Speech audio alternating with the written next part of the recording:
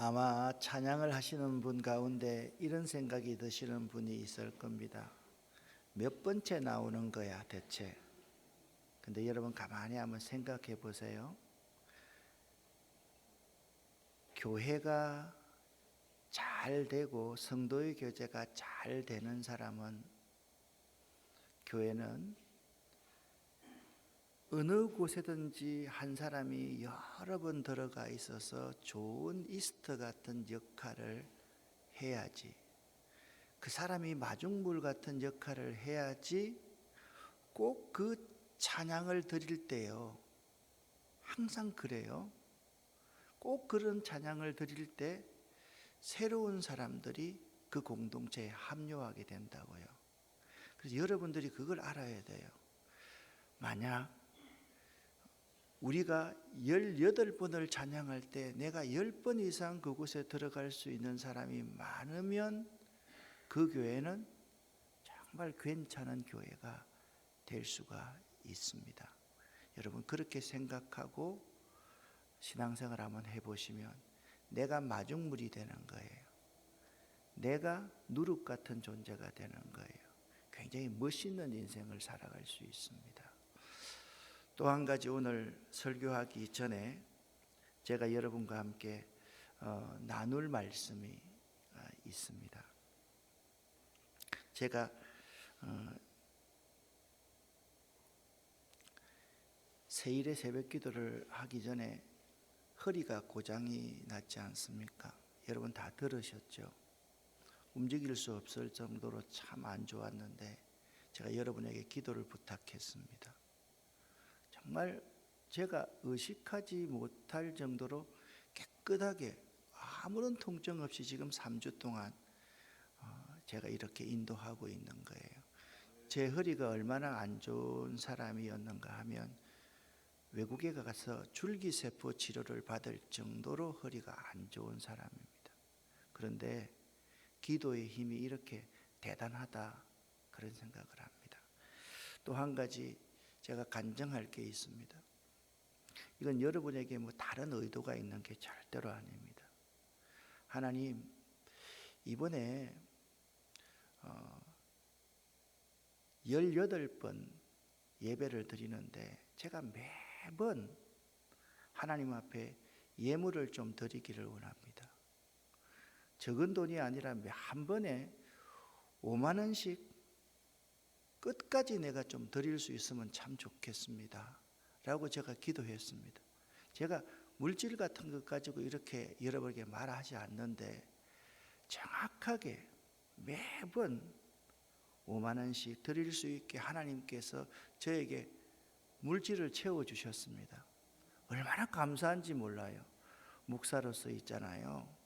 사실 그러한 액수들을 내가 하나님 앞에 드리고 싶다. 그게 쉬운 일이 아닐 터인데 하나님이 저에게 그렇게 응답하시더라. 저는 이렇게 믿어요. 우리가 기도하면 반드시 이루어지고요. 그리고 우리가 하나님 앞에 거룩한 소원을 가지고 있으면 그 소원을 하나님께서는 반드시 이루어 주신다. 저는 그렇게 믿습니다. 오늘 하나님 말씀 여러분과 함께 나누겠습니다. 오늘은 예수의 정신으로 라는 말씀입니다. 시대 정신이란 한 시대가 공유하는 정신과 문화 양식, 이념과 신앙 등으로 그 시대의 삶의 방식이 되는 보편적인 정신을 말합니다. 예수의 복음을 비종교적인 언어로 표현하면 예수의 정신으로 바꾸어서 이해할 수가 있습니다. 곧 예수의 철학과 가치관이라 할 수 있습니다. 예수 믿는 우리는 예수 정신을 따라가야만 합니다. 어제 여러분과 함께 설교를 말씀을 나누었습니다. 어제 설교를 들으면서 여러분 조금 이상한 면이 없었나요? 왜 목사님이 똑같은 내용을 다른 날과 달리 계속적으로 반복할까? 어제 설교의 핵심은 그거였습니다.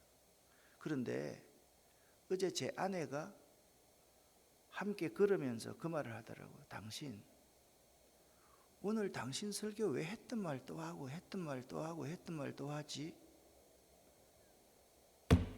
잘 들었다. 우리가 있잖아요. 예수 없이 살아가는 사람들일 수 있습니다. 예수가 내 아들이니까 당연히 나와 함께 하겠지. 예수가 내 인생의 구원자이고 나의 주인이니까 당연히 나와 함께 동행하겠지. 혹시나 착각하고 살아가고 있지 않나 생각해 보자라는 의도였습니다. 예수 없이 살아가는 사람들, 예수 없이 길 가는 사람들이 참으로 많습니다. 우리들이 먼저 체크해 봐야 될 것이 있습니다. 내 안에 예수가 있는가?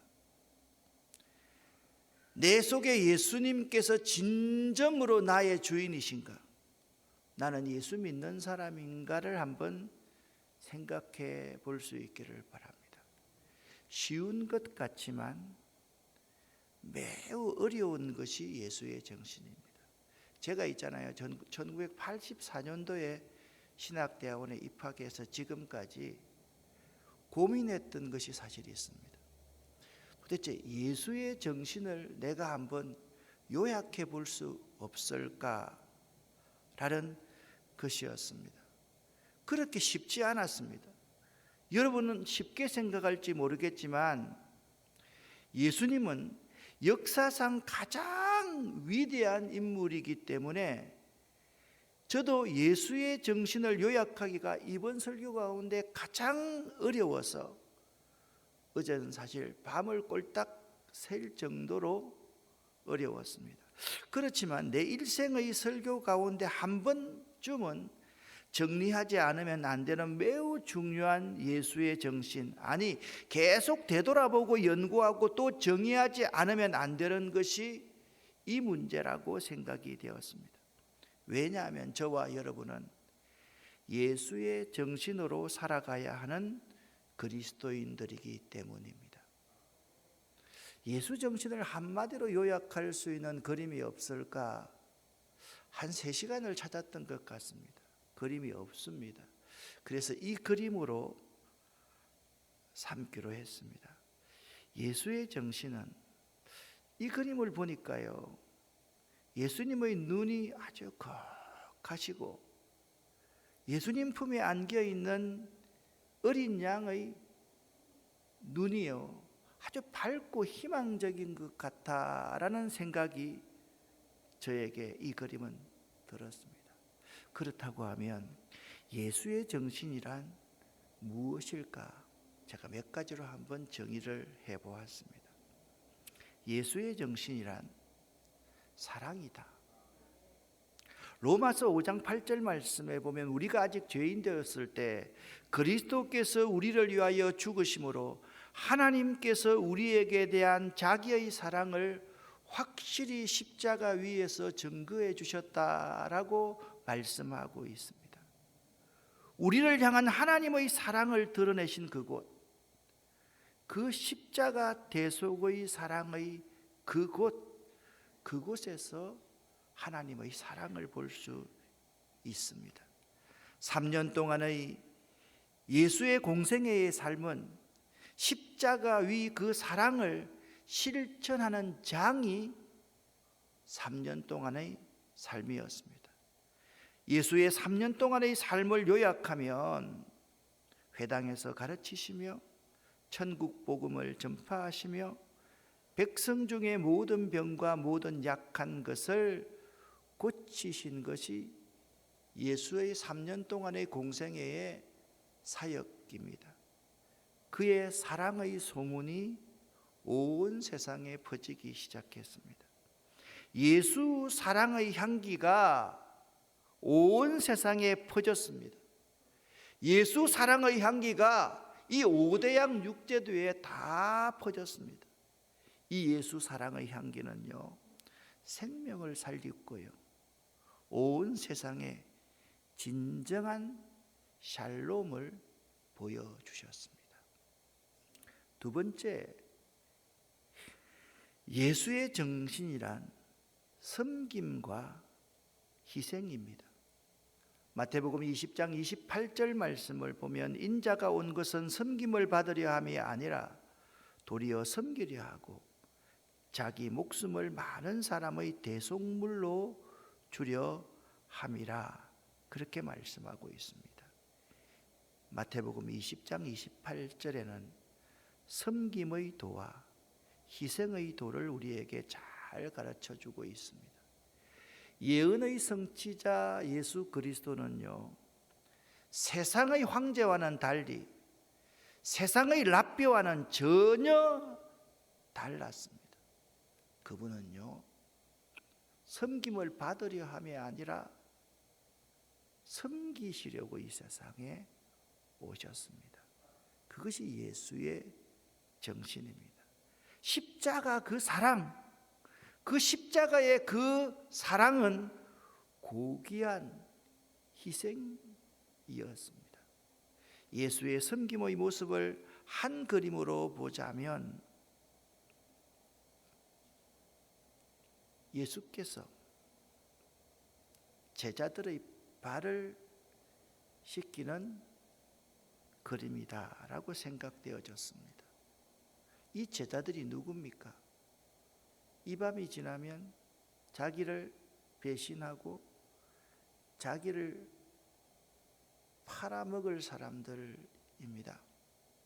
그날 밤 철부지보다 못한 제자들의 발을 예수께서는 그 사랑의 눈물로 씻기셨습니다. 그 사랑 때문에, 그 눈물 때문에 주 앞에서 예배합니다. 아마 예수의 제자들의 발 씻김 그 자체는 예배였습니다. 예수님의 예배드림이었습니다. 예수 믿는 우리가 해야 할 일은 사랑입니다. 미움이나 혐오, 그리고 그보다 더한 무관심이 아닙니다. 무지와 무관심, 마음의 혐오는 사실 알고 보면 그 아래 두려움 혹은 교만의 감정이 숨어 있습니다. 예수 믿는 우리가 누굴, 뭘 더 두려워야 하겠습니까? 이 사회의 공존을 위한 소통을 위해서 서로 상대의 이야기를 좀 우리 믿는 사람들이 경청해 주었으면 참 좋겠다. 우리 믿는 사람들이 좀 정치 색깔을 좀 빼버렸으면 좋겠다. 프레임, 진영 논리 뭐 그런 것 좀 내려놓고 한번 살아갈 수 있는 것, 그것이 희생과 섬김의 정신이 아닐까라고 생각해 봅니다. 세 번째, 예수의 정신이란 비움이고 낮아짐입니다. 예수님은 자기를 채우는 삶이 아니라 자기를 비우는 삶의 모습을 우리에게 보여주셨습니다. 따라서 예수의 제자들이라면 끊임없이 자기를 비움으로써 가장 낮은 곳에 처해야만 합니다. 그러나 그 비움이 그리 쉬운 것이 아닙니다. 우리가 제자들은, 그리고 우리 한 사람 한 사람들은 끊임없이 높아지려고 하는 죄성을 가지고 있기 때문입니다. 예수님이 사셨던 그 시대는 참 그 시대가 참 의미가 있습니다. 왜요? 2023년도를 시작하는 원년이 바로 그 시대이기 때문에 그렇습니다. 예수 때문에 비움이 온 우주의 충만으로 변했고, 바보 예수 아닙니까? 우리의 생각대로 하면 정말 예수는 바보였습니다. 왜 죽습니까? 왜 말 한마디 못합니까? 왜 항변 한마디 못합니까? 얼마나 억울한 죽음입니까? 그런 그의 낮아지심이 그분 예수를 가장 높은 자리에 오르게 한 시대, 비움의 충만한 시대가 예수의 시대였습니다. 자기를 비우고 낮아지시어 모든 사람의 종이 되어 하늘의 뜻에 복종하셨습니다. 그 예수는 우리들의 지향점입니다. 얼마나 비우셨나 여러분 한번 보십시오. 첫 아들을 낳아 강보로 싸서 구유에 뉘었으니 이는 여간에 있을 곳이 없을 정도로 이 온 우주 만물의 주인이신 예수님께서 방 한 칸 없을 정도로 비움의 삶을 이 땅에 오신 성육신의 사건부터 우리에게 보여주셨습니다. 예수님의 이러한 모습을 빌립보서 2장 5절부터 11절은 이렇게 말씀하고 있습니다. 쉬운 성경입니다. 함께 읽겠습니다. 예수님처럼 생각하고 행동합시다. 그분은 하나님과 똑같이 높은 분이셨지만 결코 높은 자리에 있기를 원하지 않으셨습니다. 오히려 높은 자리를 버리시고 낮은 곳으로 임하셨습니다. 사람의 모습으로 이 땅에 오시고 종과 같이 겸손한 모습을 취하셨습니다. 이 땅에 계신 동안 스스로 낮은 자가 되시며 하나님께 순종하셨습니다. 예수님은 목숨을 버려 십자가에 달려 돌아가시기까지 하나님의 말씀을 따랐습니다. 그러므로 하나님은 예수님을 최고로 높은 자리에 올리시고 모든 이름 위에 뛰어난 이름이 되게 하셨습니다. 하늘과 땅 위, 땅 아래에 있는 모든 만물이 예수 그리스도 앞에 무릎을 꿇고 예수 그리스도는 주님이심을 선포하며 하나님 아버지께 영광을 돌릴 것입니다. 아멘. 아멘. 아멘. 100번 1000번 아멘 하고 싶은 예수님의 모습입니다. 그렇지 않습니까? 한번 따라합시다. 예수님처럼 생각하고 행동합시다. 비움과 낮아짐, 이는 참 어려운 예수의 정신입니다. 우리들은 끊임없이 비움과 낮아짐의 연습과 훈련을 반복적으로 하지 않으면 안 됩니다. 네 번째, 마지막입니다. 예수의 정신이란 희망이고 긍정심입니다. 항상 성경은 우리에게 희망을 제시하고 긍정적인 생각을 하도록 만듭니다. 아브라함아, 장차 내 후손들이 저 하늘의 별들처럼 저 바닷가의 모래알처럼 무수하게 되리라. 내게 능력 주시는 자 안에서 내가 모든 것을 할 수 있다. 할 수 있거든이 무슨 말이냐? 믿는 자에게는 능치 못함이 없다. 내가 반드시 다시 오리라. 세상 모든 사람들에게 꿈과 미래와 희망을 주시는 하나님을 신뢰하시기를 예수 이름으로 간절히 축원합니다. 사랑하는 성도 여러분, 네 가지를 말씀을 드렸습니다. 꼭 기억하십시다. 같이 한번 읽어보십시다. 예수의 정신이란 사랑이고 섬김과 희생, 비움과 낮아짐, 희망이고 긍정심이다. 아멘. 사랑하는 성도 여러분, 예수 정신이 사라진 우리들, 우리 한 사람 한 사람이 교회이지 않습니까? 우리 가운데 예수의 정신이 사라지고 있습니다. 우리들이 이 역사를, 예수의 정신의 역사를 다시 쓰기 시작하십시다. 언제부터 말입니까? 오늘 이 시간부터. 우리 아름다운 교회가 25주년 됐습니다. 축하하고 기념하는 것보다 이제부터 예수 정신이 사라진 이 시대 가운데 예수 정신의 역사를 다시 쓰기 시작하는 우리들이 될 수 있기를 예수 이름으로 간절히 축원합니다. 그 한 사람 한 사람들이 여러분과 제가 될 수 있어야만 하겠습니다. 오늘날 사람들은 하나님도 역사도 무서워하지 않고 두려워하지 않고 진리도 두려워하지 않는 그리스도인들의 배짱이 교회의 간섭과 습관으로 자리매김하고 있습니다. 좀 거친 말이고 욕하는 말 같이 들릴 수 있을 겁니다. 사실 그렇습니다. 교계의 지도자들이, 목사들이, 장로들이 다 그렇습니다. 하나님도 두려워하지 않습니다. 역사도 두려워하지 않습니다. 진리도 두려워하지 않습니다. 그런 배짱이 어디서 온단 말입니까 도대체? 우리는 거룩한 교회입니다.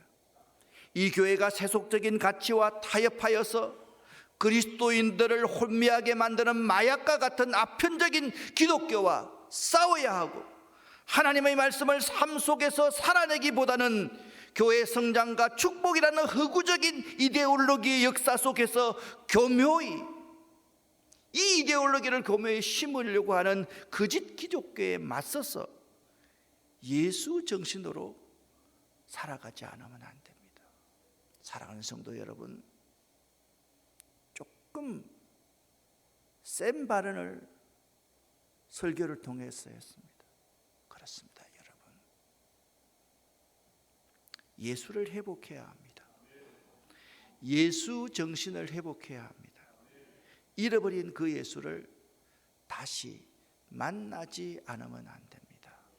여러분과 제가 오늘 이 문제를 위해서 함께 기도할 수 있기를 바랍니다. 4가지의 기도 제목을 여러분에게 드립니다. 눈을 떠서 보시면서 주여 믿습니다. 첫 번째, 주님, 나는 주님을 믿습니다. 두 번째, 주의 믿습니다. 주님께서 약속하신 그 말씀을 믿습니다. 세 번째, 그 약속이 꼭 이루어질 줄 믿습니다. 그게 주여 믿습니다 3창입니다. 기도하시겠습니다. 주여 믿습니다. 주여 믿습니다. 주여 믿습니다.